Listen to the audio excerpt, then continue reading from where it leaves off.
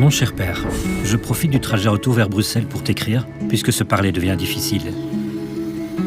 Nous nous sommes encore quittés fâchés, et j'en suis désolé. Depuis que ce maudit virus est arrivé, les sujets de discorde ne manquent pas. Nous n'avons pas la même vision de ce qui nous arrive. Moi, je crois que les décisions prises pour arrêter la propagation du virus ont largement dépassé le cadre de la santé publique. J'ai le sentiment que nous fonçons droit vers un monde hygiéniste et hyper contrôlé, où nos enfants ne seront plus que des numéros. J'ai peur qu'ils ne connaissent jamais l'insouciance et la liberté dont nous avons profité pendant 60 ans. Peut-être est-ce pour le pire, peut-être pour le meilleur, tout dépend du monde dont on rêve.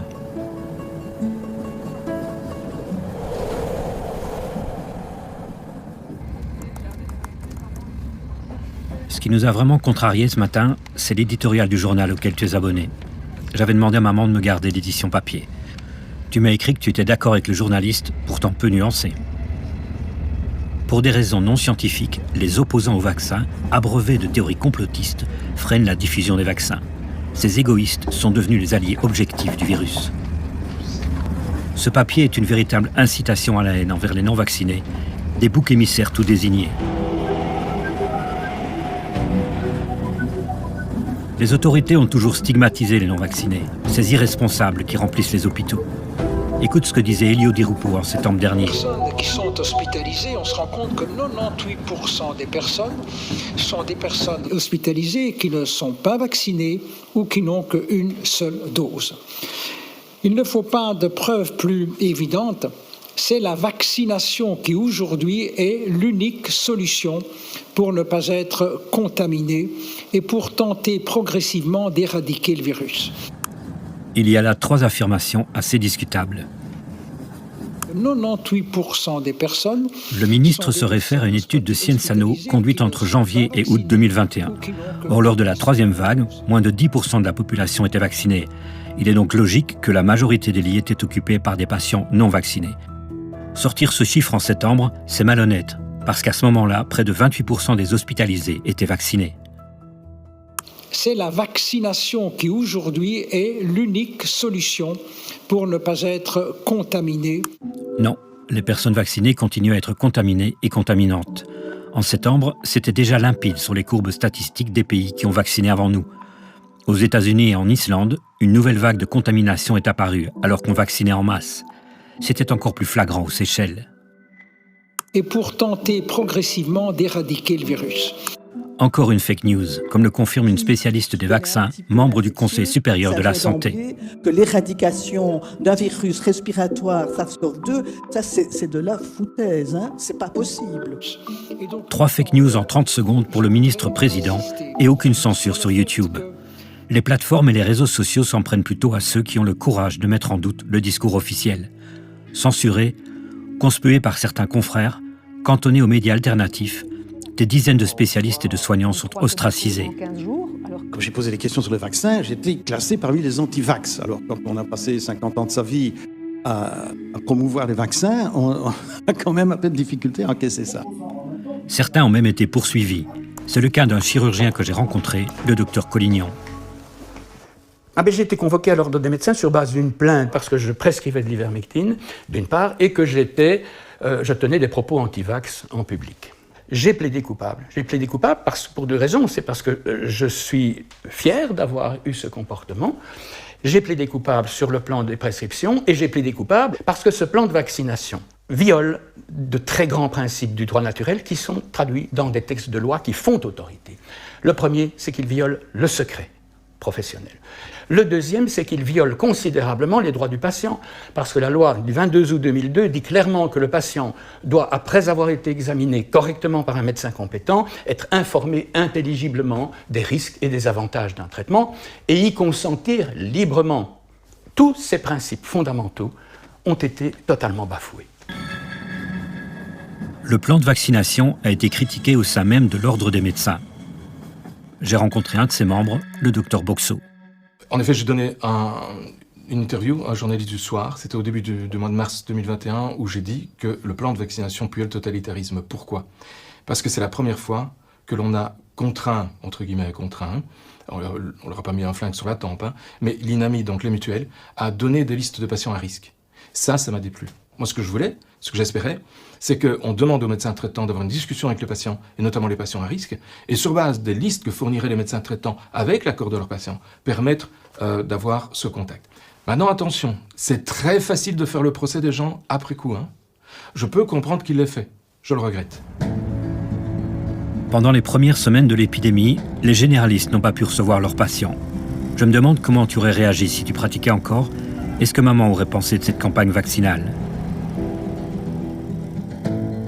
Quand tu étudiais avec ta future épouse à l'université de Liège, c'était le début des grandes campagnes de vaccination contre des maladies comme la polio.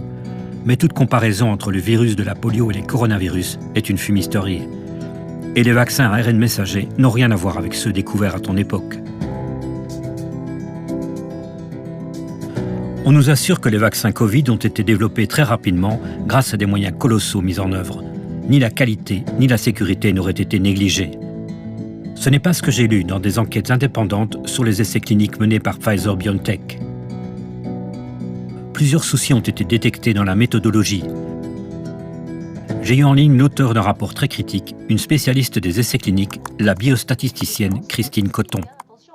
Au moment, en décembre 2020, quand on dit « Oh ben tiens, on va vacciner les plus de 75 ans, c'est les plus fragiles », il n'y a aucune efficacité démontrée du vaccin sur les plus de 75 ans par manque de cas.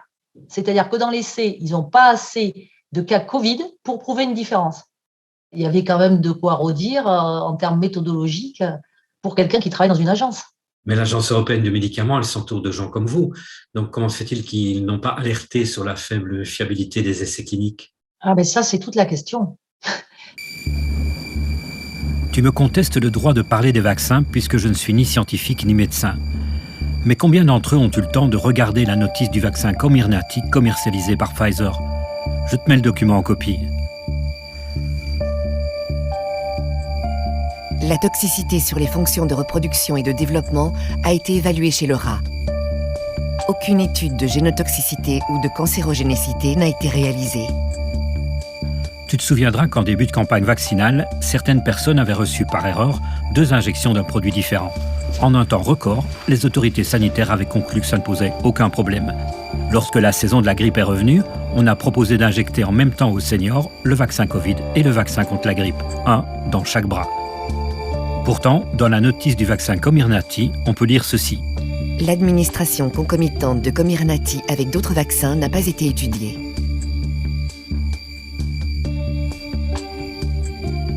Est-ce que c'est devenu ça la médecine? On essaye et puis on verra bien? Chers voyageurs, nous arrivons en gare de Liège-Guillemins. Parmi les jeunes qui vont monter à Liège, combien ont fait leur 3e dose pour avoir la paix et combien pour espérer être protégés de l'infection? Les rapports de notre Institut de santé publique, Sciensano, révèlent des choses étonnantes pour qui sait les lire. C'est le cas d'un spécialiste des statistiques et ancien président de l'école de santé publique de l'ULB. J'ai rencontré chez lui le professeur De Brouwer, aujourd'hui retraité. Je voulais vous montrer ceci, ça c'est assez curieux. C'est les fameux graphiques de Sciensano. Ici, vous avez les chiffres bruts. Et on voit que les nouveaux cas sont infiniment plus importants chez les personnes qui ont reçu le booster que chez les personnes qui sont restées à 2 doses par rapport aux personnes non vaccinées. Et ici, ils font des incidences cumulées. On voit par exemple qu'effectivement, proportionnellement, il y a plus chez les jeunes de personnes infectées lorsqu'ils ont été boostés que des personnes non vaccinées. Ça veut dire que les personnes sont hypersensibles à l'infection lorsqu'ils sont vaccinés. Ça correspond au chiffre anglais, donc il n'y a rien de particulier là-dedans. Mais on n'ose pas le dire, et alors qu'est-ce qu'on fait? On met non détectable. Et c'est un mensonge, puisqu'il détecte effectivement quelque chose. Donc l'efficacité vaccinale n'est plus détectable. Évidemment qu'elle n'est plus détectable, puisqu'elle montre une efficacité négative. Ça, c'est pour les cas. Regardez ici. Pour la moyenne journalière du nombre de nouvelles hospitalisations. Non détectable. Expliquez-nous ça en termes... Eh bien, votre risque d'être hospitalisé pour le Covid lorsque vous êtes vacciné est plus important que le risque d'être hospitalisé pour le Covid si vous n'êtes pas vacciné. 10 jours après cette rencontre, la situation s'était encore empirée. C'est désormais 9 données sur 12 que Sciensano indique comme non détectables. Un journaliste du média BAM a repris les chiffres officiels bruts et calculé une efficacité négative dans la plupart des tranches d'âge. J'ai demandé une réaction à Sciences Sanofi qui a répondu par mail. En résumé, l'Institut s'appuie sur 2 études pour démontrer que la vaccination reste efficace. Mais ces études datent d'1 an avant qu'apparaisse le mot non détectable dans les rapports de Sciences Sanofi. Ça, c'est une instrumentalisation évidente. Elle est politique? Elle est probablement politique, oui.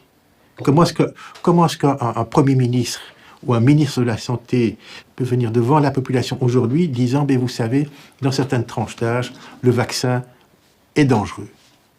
Sciences Sanofi est payé par le gouvernement, donc ce n'est pas un institut indépendant du gouvernement. Enfin, c'est de l'autocensure, si vous voulez. Ça arrive très souvent, l'autocensure. Hein. On se dit, mais si je marque des chiffres, ça va faire une catastrophe en Belgique. Je pense que la catastrophe, c'est que les gens n'ont plus aucune confiance devant les experts, devant le politique, devant les médias. Mais vous voyez, aujourd'hui, les journaux disent « Ah, mais vous savez, il y a 6 mois, on disait que les non-vaccinés, c'était des salauds, on ne devait même pas les hospitaliser, on n'aurait qu'à crever chez eux, etc. » Et aujourd'hui, on vient avec ça. Vous vous rendez compte ? Il n'y a pas que les statistiques qui peuvent servir un discours politique. Les sondages sont aussi susceptibles d'influencer l'opinion publique. Fin 2021, le grand baromètre Le Soir RTL Ipsos annonce que le Belge approuve l'idée de limiter les libertés des non-vaccinés. Sauf que les sondeurs n'ont pas interrogé les Belges, mais les Belges vaccinés. Un biais considérable. Suite à une plainte au Conseil de déontologie journalistique, plusieurs médias ont rectifié. Pourtant, 1 mois plus tard, RTL continuait d'ignorer la nuance. Et alors, selon le grand baromètre RTL Info, le soir du mois dernier, 68% sont favorables à la limitation des libertés des non-vaccinés, par exemple. Une certaine forme de désinformation s'exerce aussi quand les autorités donnent un compte-rendu partiel et partial des mouvements de résistance aux mesures sanitaires. J'avais filmé la manifestation du 5 décembre où des milliers de personnes s'étaient rassemblées à Bruxelles. Peut-être pas 50 000 comme l'ont prétendu les organisateurs, mais certainement davantage que 8 000 comme l'a dit la police. Un chiffre repris par la télévision publique. Frustrés de lire sur leur smartphone que l'affluence était sous-estimée, des manifestants se sont dirigés vers la RTBF pour espérer être entendus.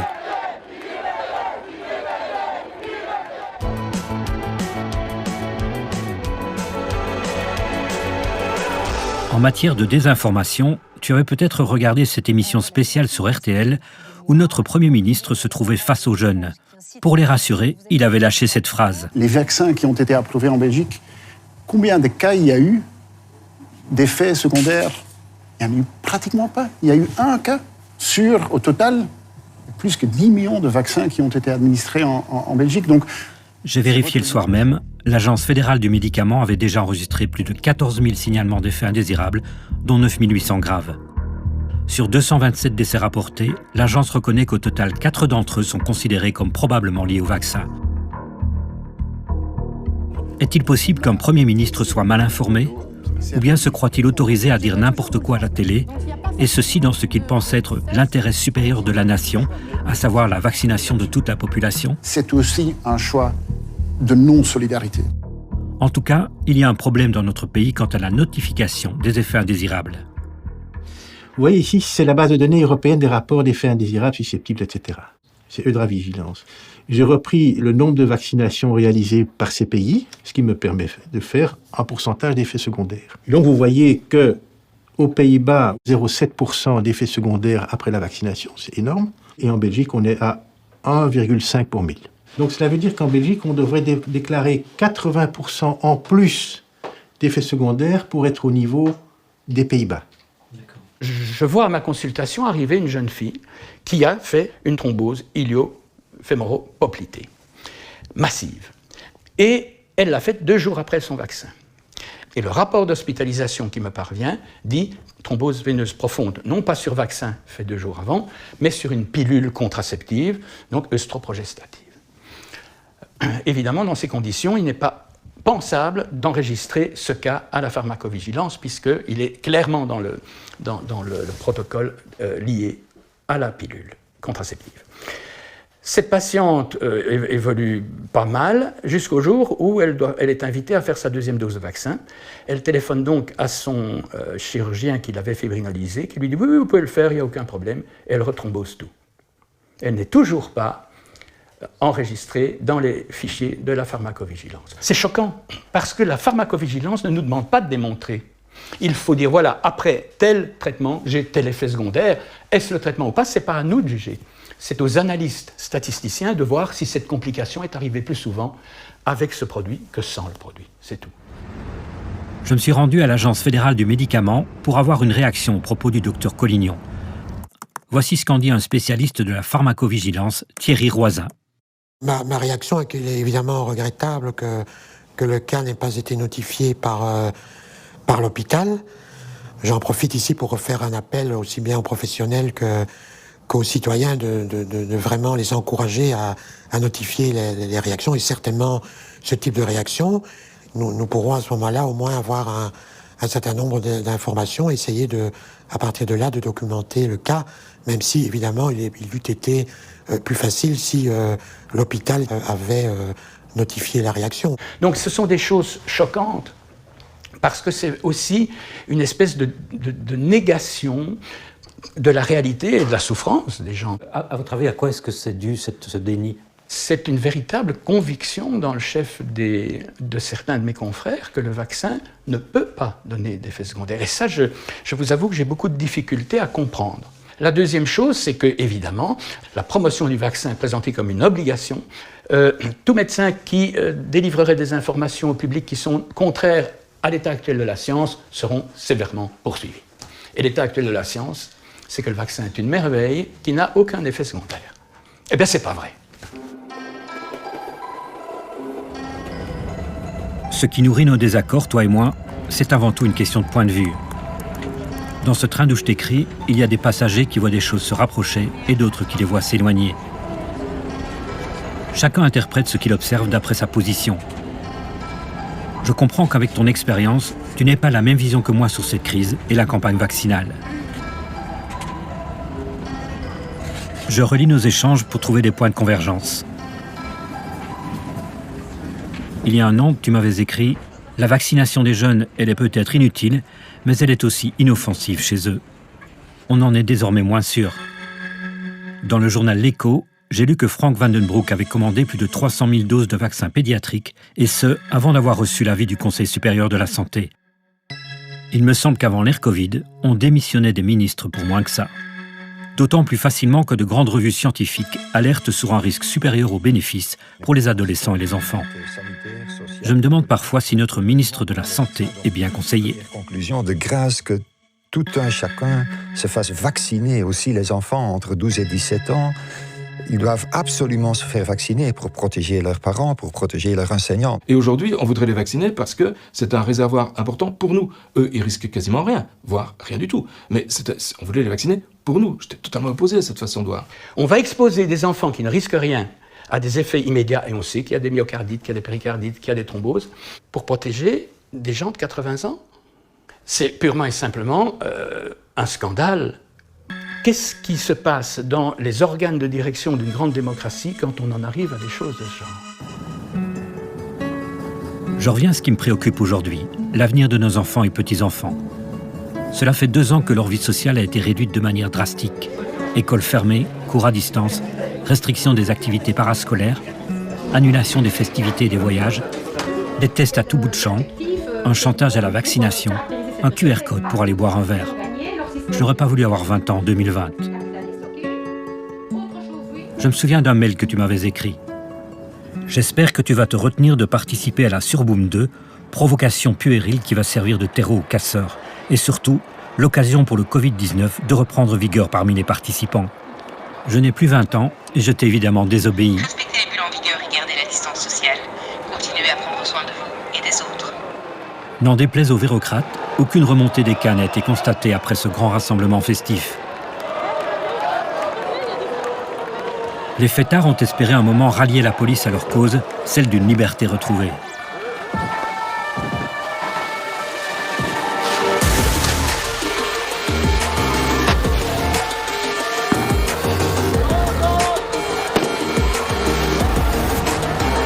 Que se serait-il passé si les forces de l'ordre avaient laissé faire plutôt qu'intervenir de manière musclée et disproportionnée? En face, évidemment, l'occasion était trop belle pour ceux que tu appelles les casseurs d'en découdre avec la police.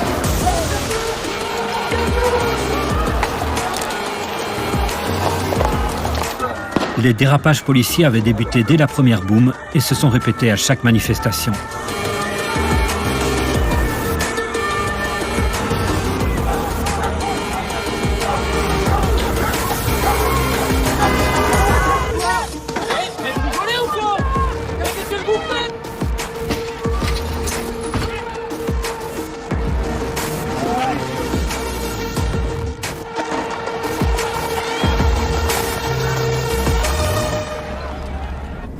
Si tu avais assisté à tout ça, tu te serais demandé comme moi si notre pays n'avait pas rejoint la liste des régimes autoritaires. Écoute ce que m'a dit un juriste, l'avocat Arnaud Janssen. Il y a eu ce que j'estime à titre personnel des dérapages autoritaires, mais nous ne sommes pas rentrés dans un état policier pour autant. Ça ne s'est pas institutionnalisé. Arnaud Janssen fait partie du collectif Lawyers for Democracy qui s'inquiète des entorses à l'état de droit. J'avais d'ailleurs réfléchi à un article dont le titre était « La tentation autoritaire ». Dans toutes les mesures où on déroge aux droits humains et aux libertés fondamentales, on ne disait pas « Ne vous inquiétez pas, c'est très temporaire, on va y mettre fin, on va tout rétablir ». L'absence de ce message m'a fort interpellé. On se fiche totalement de l'état de droit dans la manière dont on adopte les mesures. Et le cadre n'est pas un obstacle aux mesures, c'est une aide à la décision. Et ce que nous dénonçons dans ces collectifs de juristes trouve des échos dans les études internationales. Mais c'est passé au bleu. Vous parlez de ça aux politiques, il ne veut pas l'entendre, ou il ne peut pas l'entendre. Au motif de l'urgence sanitaire, ce sont les exécutifs qui ont imposé toute une série de mesures. Nos parlementaires se sont spontanément réduits au silence, comme s'ils avaient respecté à la lettre les mesures de distanciation sociale à l'égard de la population. Pendant des mois, ce sont des pouvoirs spéciaux et des décrets qui ont régenté la société. C'est sans doute toi qui m'as appris le mot le plus long de la langue française. On peut enfin le placer, de nombreuses mesures ont été prises anticonstitutionnellement. Pendant plus d'1 an, la crise a été gérée par arrêté ministériel. Une loi encadre désormais l'application des mesures sanitaires en cas de pandémie. Mais qui va décider si nous sommes en pandémie ou non? L'OMS? Des experts belges? Comment seront-ils désignés? N'auront-ils pas une gestion focalisée sur leur seule spécialité? Leur avis ne sera-t-il pas influencé par les laboratoires pharmaceutiques qui financent leurs institutions? Ces questions ont été peu débattues au Parlement. Ça peut pas continuer comme ça. Ce qui a beaucoup agité les juristes et les politiques, c'est la vaccination obligatoire. Le ministre de la Santé a fait le forcing pour tenter d'imposer une obligation vaccinale, lui qui a pris goût au pouvoir discrétionnaire. On sait ce qu'il faut faire. Il faut vacciner. Il y a enfin eu débat sur cette question à la Chambre et on peut s'en réjouir. Mais au moment où l'attention était portée au niveau fédéral, le Parlement wallon a voté un décret dans une relative discrétion. L'article 18 de ce texte laisse la porte ouverte à l'obligation vaccinale au niveau régional.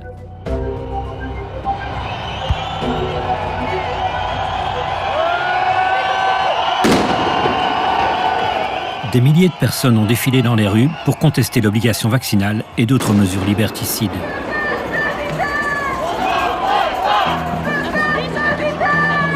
Des initiatives plus juridiques, plus symboliques, plus festives ont également tenté de provoquer le débat.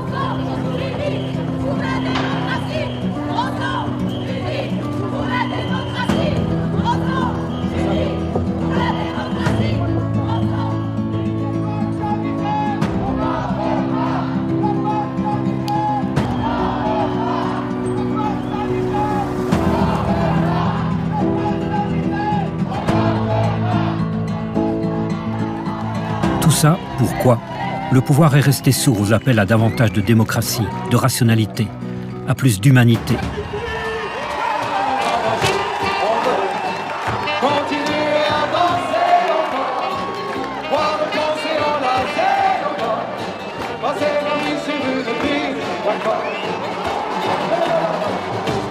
Tu sais, j'y étais, et ce qui a rassemblé ces gens, c'est surtout la crainte que se développe chez nous un régime de plus en plus autoritaire.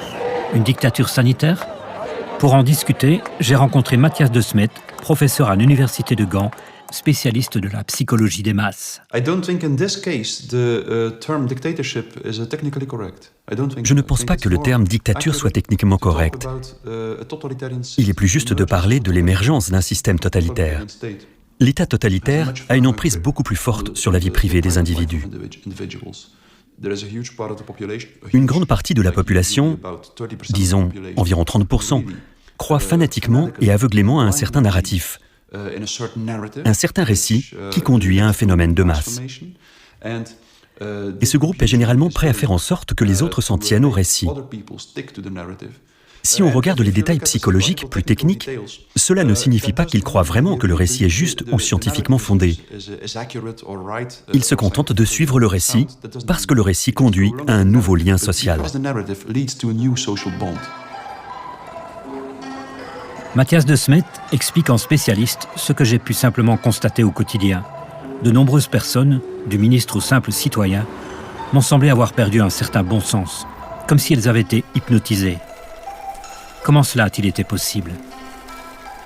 La principale raison pour laquelle la crise Corona a eu cet effet psychologique spectaculaire qui a rendu les gens complètement aveugles, qui les a poussés à croire et à accepter les mesures et les récits les plus absurdes, c'est qu'en premier lieu, il y avait un grand nombre de personnes qui se sentaient isolées socialement. Si, dans ces conditions, un récit est diffusé dans les médias indiquant un objet d'anxiété et une stratégie pour gérer cet objet d'anxiété, quelque chose de très spécifique se produit. Toute cette anxiété flottante dans la population peut se connecter à l'objet indiqué dans le narratif. Il peut y avoir une énorme volonté de suivre le récit et les mesures stipulées dans le récit. Une fois que le récit est diffusé, indiquant un objet d'anxiété, et que les gens participent à cette stratégie, ils pensent avoir le contrôle, ce qui leur permet de mentalement maîtriser leur anxiété. Et puis, dans un deuxième temps, quelque chose d'encore plus important se produit. Comme un grand nombre de personnes participent simultanément, un nouveau type de lien social émerge, qui libère les gens de leur état d'isolement social. Cela signifie donc que le phénomène d'émergence de masse résout d'une manière ou d'une autre tous les problèmes psychologiques dont souffraient les gens. Cela les libère de l'isolement social. Elle donne un nouveau sens à leur existence et elle crée un nouveau lien social. Comme cette Ligue des 11 millions de Belges qui va combattre le virus. C'est ça, une vraie équipe. Une équipe de 11 millions. Tous ensemble, pour vaincre le coronavirus.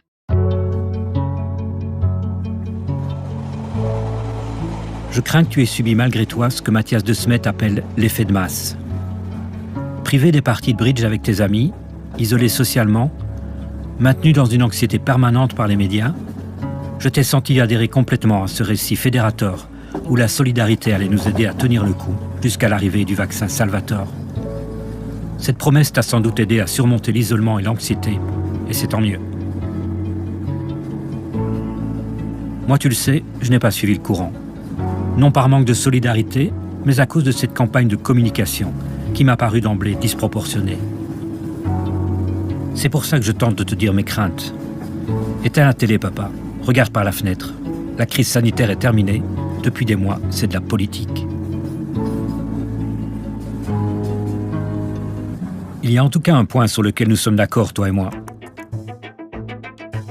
Des bénéfices scandaleux ont été réalisés par l'industrie pharmaceutique sur le dos de la collectivité.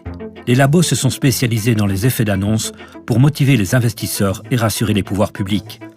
Rappelle-toi, Pfizer avait déclaré que son vaccin était efficace à plus de 90%. Un chiffre que les spécialistes intègres avaient aussitôt relativisé, mais qu'importe. Les gouvernements et les médias avaient relayé le communiqué sans sourciller. Le groupe américain Pfizer annonce un vaccin efficace à plus de 90%. Cette annonce a fait s'envoler les marchés boursiers. Une bonne nouvelle pour les deux laboratoires à la recherche de fonds pour développer leur vaccin. Tu n'as jamais beaucoup boursicoté et moi pas du tout. J'ai donc été étonné des infos qu'on trouve sur le net. Pour développer son vaccin, Pfizer s'est associé au labo BioNTech, coté en bourse. Sur le site officiel de BioNTech, regarde la page dédiée aux investisseurs. La firme est tenue de les informer sur les risques liés à ces produits. On peut télécharger un document qui dit ceci. Nous pourrions ne pas être capables de démontrer une efficacité suffisante ou la sécurité de notre vaccin Covid-19 et les formulations spécifiques aux variants pour obtenir l'approbation réglementaire permanente. En clair, Pfizer-BioNTech ne garantit pas à ses actionnaires que son vaccin est sûr et efficace. C'est pas le discours qu'elle tenait un an plus tôt à la presse. Peut-être BioNTech et Pfizer seront-elles un jour inquiétées pour avoir mené de manière incomplète les études cliniques qui leur ont permis de décrocher la timbale. Pfizer est un habitué des procédures judiciaires. Pour échapper aux poursuites pour fausses déclarations, charlatanisme, corruption, la firme a déjà déboursé plus de 10 milliards de dollars. Ces ennuis judiciaires n'ont pas empêché la Commission européenne de faire confiance aux géants américains. La Commission a conclu un troisième contrat avec BioNTech Pfizer pour environ 1,8 milliard de doses. Au total, la Commission aura commandé 4,2 milliards de doses, tous fabricants confondus. Je suis en train de faire un petit calcul. 4 milliards 200 millions de doses divisé par 447 millions d'Européens égale 9,4. C'est le nombre de doses de vaccins que recevra chaque Européen, nourrisson compris. On ne pourra pas reprocher à Mme von der Leyen de n'avoir pas anticipé, elle qui en parallèle réfléchissait à rendre la vaccination obligatoire. Comment pouvons-nous encourager et potentiellement réfléchir à la vaccination obligatoire au sein de l'Union européenne? Tu te souviens que la Commission européenne avait levé plus de 7 milliards d'euros pour aider les firmes pharmaceutiques à développer les vaccins? Maintenant qu'ils engrangent des profits faramineux, ces industriels ne pourraient-ils pas rembourser les contribuables européens pour cette aide au démarrage? Ou bien est-ce que c'est ça les partenariats publics-privés? L'argent public pour financer les bénéfices des actionnaires de Pfizer ou Moderna. Tiens, clique sur ce lien, ça va t'amuser. Cela s'est passé à Washington l'année dernière. L'Atlantic Council, une organisation américaine très influente, décerne ses awards aux business leaders de l'année. Madame von der Leyen est invitée à remettre un prix. À qui? Au patron de Pfizer.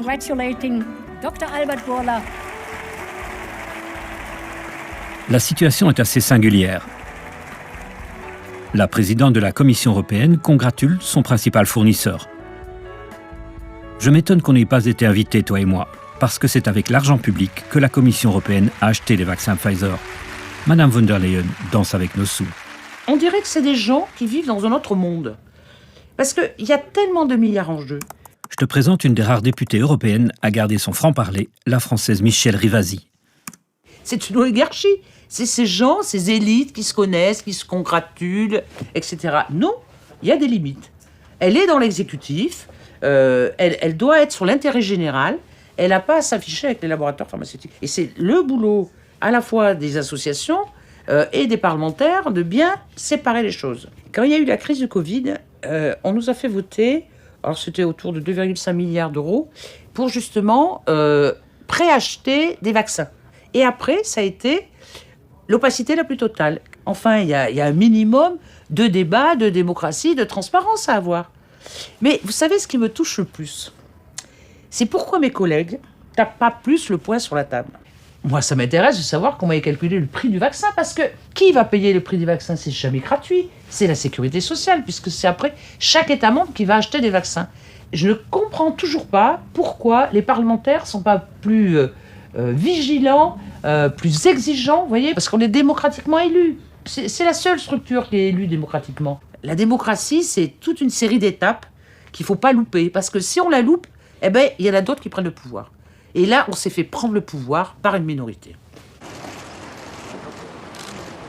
Madame von der Leyen est mariée à Heiko von der Leyen, directeur médical d'une société de biotechnologie active dans les thérapies géniques. J'imagine que le couple partage une vision commune sur l'importance de l'innovation technologique en matière de santé. Et c'est probablement le cas des grands de ce monde.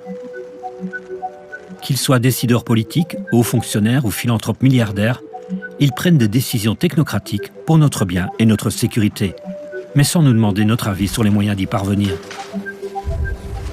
Ils n'envisagent pas que des solutions puissent venir de la population elle-même, des communautés ou de leurs représentants. Que nous puissions nous appuyer sur nos propres forces, que nous soyons capables de nous responsabiliser. Au contraire, on a vu combien dans cette crise nous avons été infantilisés. L'invitation, ça veut dire que vous avez un contact avec la personne qui va venir manger chez vous, ou que vous allez recevoir pour prendre un café, par exemple. Alors essayez de songer, comme vous le faites à table en mettant des serviettes, de fournir aux gens un réceptacle, une enveloppe, par exemple, dans lequel ils pourront mettre leur masque. On va se désinfecter les mains, bien sûr, après avoir manipulé son masque. Ça veut dire qu'au niveau de la table, eh bien, il y aura une bouteille de vin ou de bière, si vous en prenez, une bouteille d'eau, et il y aura aussi une bouteille de gel hydroalcoolique. Ça sera une bouteille de plus. Les experts et les dirigeants nous ont imposé toute une série de mesures, malgré l'absence d'évaluation sur leur réelle efficacité. Alexander De Croo n'est pas aussi drôle qu'Ivan Latem, mais il ne s'embarrasse pas non plus de justifications scientifiques dans ses déclarations. Cette épidémie est en train de devenir une épidémie des personnes qui sont non vaccinées. Alexander De Croo reprend ici un slogan diffusé simultanément dans le monde entier.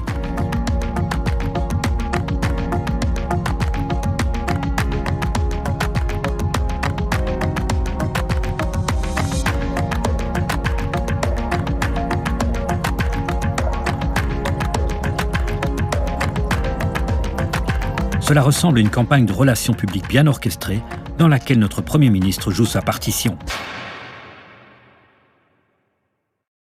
Regarde cette photo sur la page Facebook de la monarchie belge. Elle a été prise en janvier 2020 au Forum de Davos, où se réunissent annuellement les gens les plus influents de la planète. Au centre droit, tu as Klaus Schwab, le patron du Forum économique mondial qui organise ces rencontres au sommet. Sophie Wilmès et Alexander De Croo posent avec nos souverains. Que savent-ils réellement de leur hôte? Klaus Schwab est un adepte convaincu du transhumanisme. Il voudrait augmenter technologiquement les limites de l'être humain. Monsieur Schwab s'exprime volontiers sur sa perception de l'avenir. J'ai lu son livre « La 4e révolution industrielle ». L'auteur est persuadé que l'intelligence artificielle va provoquer une révolution qui modifiera complètement notre rapport au travail, à la propriété et même à nos semblables. Ce que nous voyons, c'est une sorte de fusion du monde physique, digital et biologique. En janvier 2021, au Forum de Davos virtuel, Alexander De Croo s'était entretenu en téléconférence avec Klaus Schwab. De Croo a été un des Young Global Leaders du Forum économique mondial. Des personnalités charismatiques appelées à de hautes responsabilités.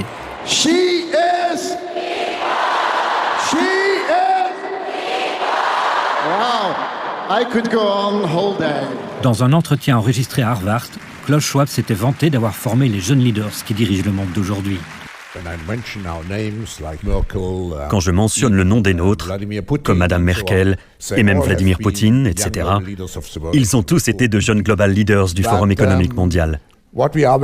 Mais ce dont nous sommes très fiers maintenant, c'est la nouvelle génération, comme le Premier ministre Trudeau, le président de l'Argentine, etc. Nous pénétrons leur cabinet. C'est vrai en Argentine et en France. Le président fut un jeune global leader. Dès le début de la crise sanitaire, Schwab y a vu, je cite, une opportunité étroite et unique de réinitialiser le monde. Je vois le besoin d'action, je vois le besoin d'un grand reset. Il en a d'ailleurs fait un livre sorti en 2020, Covid-19, la grande réinitialisation, dans lequel il livre sa vision de l'après-Covid. Les gens supposent que nous allons juste revenir au bon vieux monde que nous avons connu et que tout sera à nouveau normal. Revenir à nos habitudes, au bon vieux temps. C'est, disons, de la fiction.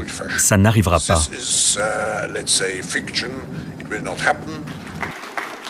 Cette année, dans son discours d'introduction au Forum de Davos, Schwab s'est exprimé comme un leader mondial, alors qu'il n'a aucune légitimité démocratique.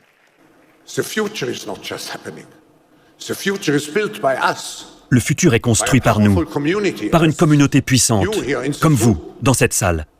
Nous avons les moyens d'améliorer l'état du monde. À l'opposé des aspirations profondes d'une grande partie de la population, Klaus Schwab et sa communauté VIP nous préparent un futur hyper technologique. En 2017 déjà, le Forum économique mondial présentait ses prédictions pour 2030.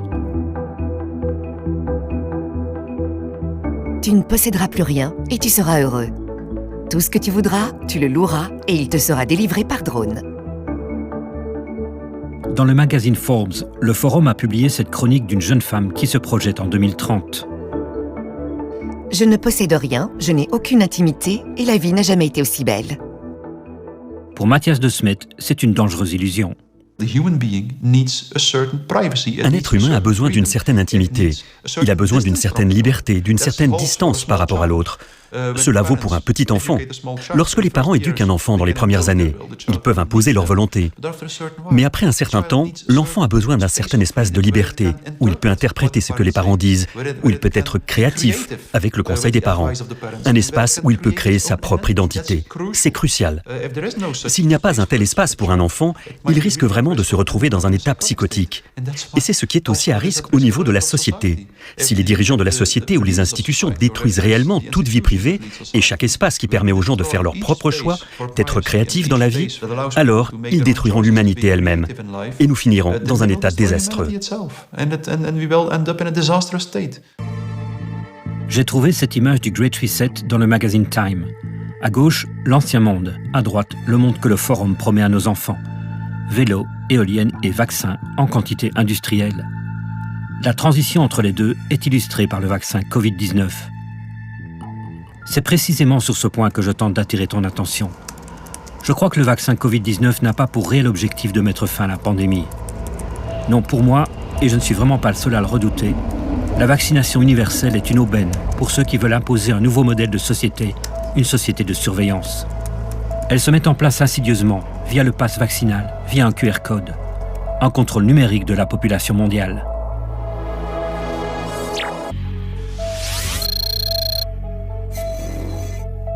Tu me diras que ce raisonnement ne tient pas la route, puisque nos gouvernements ont déjà abandonné le pass sanitaire. Ce n'est pas exact. Il est juste suspendu et pourra être réactivé au premier nouveau variant ou à la prochaine maladie infectieuse. La Commission européenne veut d'ailleurs prolonger d'1 an le pass sanitaire. Le certificat, par exemple, digital européen, on veut le renouveler encore pour 1 an jusqu'en 2023. Pourquoi ? S'il n'y a plus de crise, on arrête. Donc on sent bien que tout est en attente et qu'après, on va repartir sur un certificat de transport et puis on va repartir sur peut-être une obligation vaccinale. C'est le début à une numérisation de l'ensemble de nos données. Est-ce que vous payez bien vos impôts ? Est-ce que vous payez bien vos factures ? On peut aller jusqu'à l'élimination des billets, vous voyez, de la monnaie. Parce qu'une fois que ça sera tout sur carte, eh ben on vous contrôle partout. Ces 2 ans de crise ont permis des avancées majeures en matière de contrôle. Les caméras qui reconnaissent les immatriculations ont été multipliées partout. Le paiement en cash a été découragé et parfois refusé. En 2021, le gouvernement a annoncé la fin du secret bancaire et c'est passé comme une lettre à la poste. L'enseignement n'a pas échappé à la mise en place d'un monde virtuel et contrôlé. L'année dernière, j'avais rencontré Anne Morelli, professeure d'histoire à l'ULB. L'université virtuelle, on essaie de nous la fourguer déjà depuis longtemps, supprimer les cours réels pour les remplacer par des capsules, par des vidéos, etc. Et l'occasion était magnifique de nous fourguer cette obligation d'avoir recours à l'université virtuelle. Dans d'autres domaines, il y a aussi évidemment des agendas qui peuvent être sous-jacents. Tracer la population, identifier les gens par leur visage, par leurs empreintes digitales, etc. Mais c'est le rêve de tous les pouvoirs depuis fort longtemps. Et voilà une occasion magnifique de pouvoir dire « mais c'est pour votre bien, c'est pour votre sécurité ». Alors on a l'exemple de la Chine, et nous on y va tout droit, même si on affiche la protection des données personnelles, c'est ça qui ne va pas. Alors on a voté des textes qui étaient quand même assez novateurs là-dessus. Et puis, il y a une crise sanitaire et on y marche dessus. On croit que la technologie va tout résoudre, que ça soit, vous voyez, le défi climatique, que ça soit, là, le défi sanitaire, mais avec la société de surveillance qui va à la clé. Depuis 2018 déjà, la Commission européenne travaillait à l'implémentation d'un certificat vaccinal électronique, comme on le voit sur ce document officiel. Le Covid n'a fait qu'accélérer les choses. En 2020, la Commission a lancé son certificat vert numérique. Faudrait-il envisager, face à l'urgence climatique, une gestion similaire à celle du Covid ? L'idée d'un pass énergie fait son chemin. Ça serait sans doute une bonne chose pour la planète. Les vols low cost à moins de 20 €, ça n'est pas raisonnable. Mais c'est la manière dont les décisions s'imposent à nous qui est anormale. il n'y a plus de débat. C'est pourquoi la Commission européenne va proposer une identité numérique sécurisée. Dans une même logique de sécurité et de contrôle, la Commission européenne et de grandes alliances privées poussent à une identification numérique unique pour chaque citoyen. On nous présente évidemment le bon côté des choses, son côté pratique, de quoi sécuriser notre navigation sur la toile. Mais cette possibilité technique permettra aussi de suivre le moindre de nos comportements. Ce que nous achetons, ce que nous vendons, ce que nous communiquons, nos photos, la musique que nous écoutons, quels objets connectés nous possédons. Tout cela rassemblé sous un seul identifiant. On parle aussi de plus en plus de coffres-forts numériques où toutes nos données personnelles seront conservées. On en fait déjà la publicité dans les gares et les industriels sont prêts, comme on le voit dans cette publicité. Bonjour à tous, je vous présente Lucie, étudiante en psychologie. Et moi, son Digital ID Wallet, émis par le gouvernement pour offrir une large gamme de services d'identité. Je donne accès aux bonnes données à la bonne personne. J'ai également la confiance des pouvoirs publics pour mieux soutenir la transformation numérique, lutter contre l'usurpation d'identité et offrir des services publics performants et disponibles H24. Je suis le Thales Digital ID Wallet. La société Thales est active dans le domaine militaire. Je ne trouve pas ça très rassurant. Mais avec son application pour smartphone, Thales a déjà un train de retard, comme tu peux le découvrir dans ce reportage tourné en Suède. J'ai donc une puce implantée dans mon bras, que j'ai programmée de façon à ce que mon passe sanitaire soit sur la puce.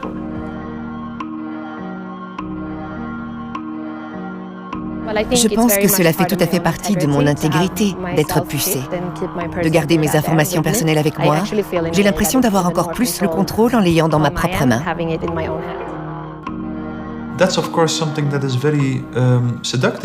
Bien sûr, c'est quelque chose qui est très séduisant dans cette approche technocratique.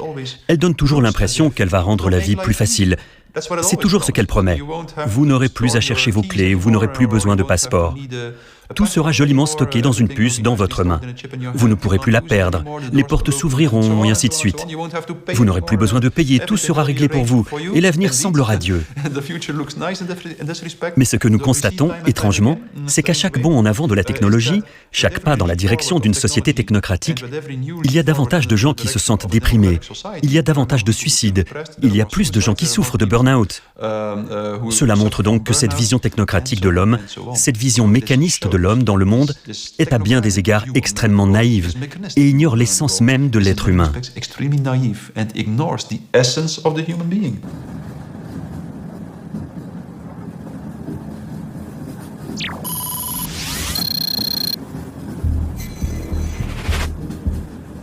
Pour ceux qui n'ont rien à se reprocher comme toi, vivre dans une société de surveillance est plutôt rassurant.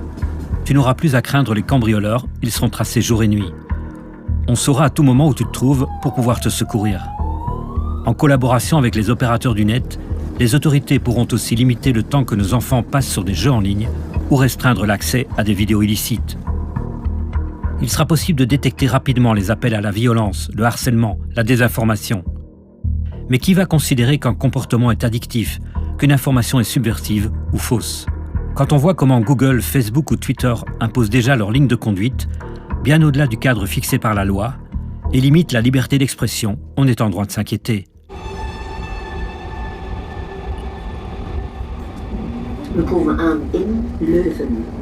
On arrive à Louvain et son université où travaillent ces fameux experts en virologie.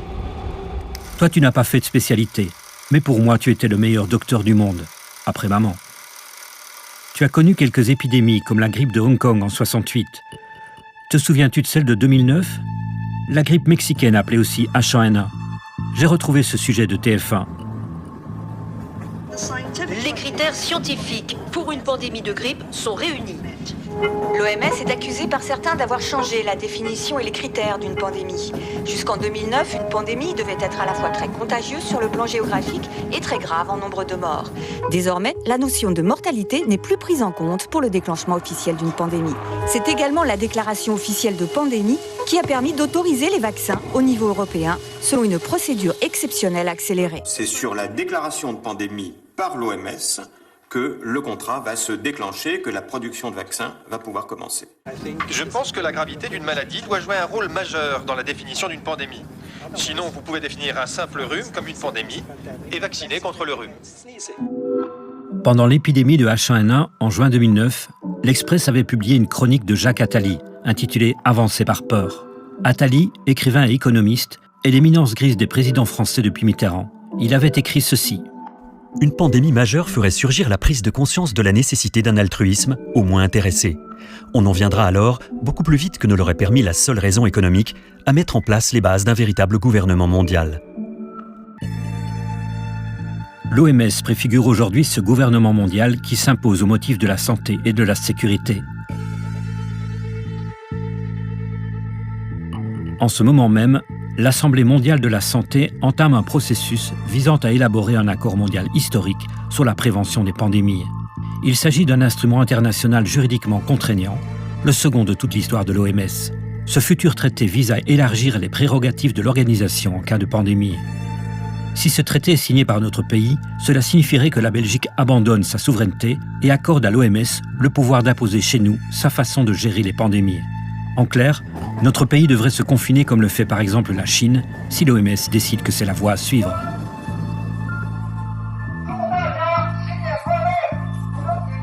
Les 25 millions d'habitants de Shanghai ont été séquestrés pendant des semaines pour espérer atteindre zéro infection.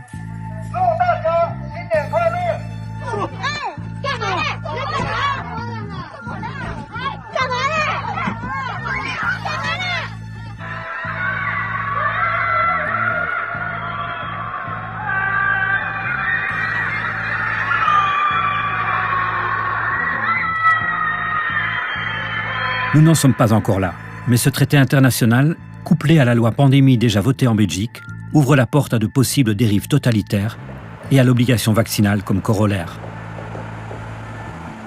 Nous pourrions vivre perpétuellement sous la menace d'une épidémie, réelle ou redoutée. Cette vigilance sanitaire imposerait d'incessantes restrictions de nos libertés fondamentales. Le Conseil de l'Union européenne a déjà répondu favorablement à cette initiative de l'OMS. Son président, Charles Michel, est un grand promoteur du texte qui jouit déjà d'une belle campagne de communication.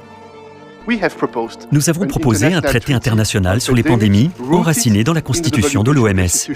Ce traité ferait de l'OMS le siège d'une gouvernance mondiale non élue, en partenariat avec de grands acteurs privés. Sous couvert de fondations philanthropiques et de puissantes alliances, les firmes pharmaceutiques ont déjà pris le pouvoir à Genève en imposant leurs priorités. Souviens-toi de mon film Malaria Business. Il y a exactement 25 ans, le budget de la OMS, les plus de 50%, étaient les contributions publiques obligatoires des pays membres de la OMS. Aujourd'hui, une vingtaine d'années après, il y a seulement les 18 ou 20% de contributions publiques, de telle façon que le secteur privé, fondations comme la Fondation Bill et Melinda Gates, ont pris le contrôle de l'organisation. Still don't have the chance to lead a healthy, productive life. Comme en 2009 pour H1N1, l'OMS a d'emblée promu la vaccination pour mettre fin à la pandémie. J'ai pris contact avec le président Emmanuel Macron, la présidente Ursula von der Leyen et Melinda Gates pour soutenir le développement, la production et la distribution équitable de vaccins, tests et médicaments. Il me reste quelques minutes avant d'arriver à Bruxelles. Tu comprends maintenant pourquoi je tente d'alerter mes proches sur cette obligation vaccinale et le pass sanitaire qui en découle?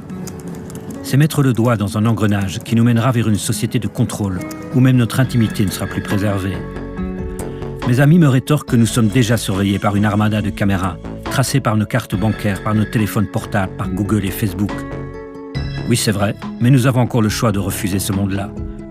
Tu es d'ailleurs plus rebelle que moi, puisque tu n'as pas de GSM.